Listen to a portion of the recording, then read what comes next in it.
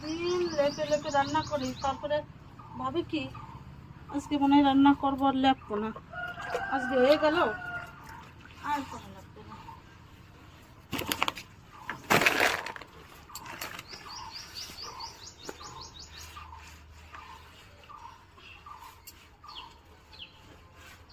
অনেকে জিজ্ঞেস করে বৌদি কি কাজ করো, বৌদি কি কাজ করে, এত করে দেখাই আমি কি কাজ করি, তারপরেও সবাই বলে বৌদি কি কাজ করে। আর কি বলবো তোমাদের,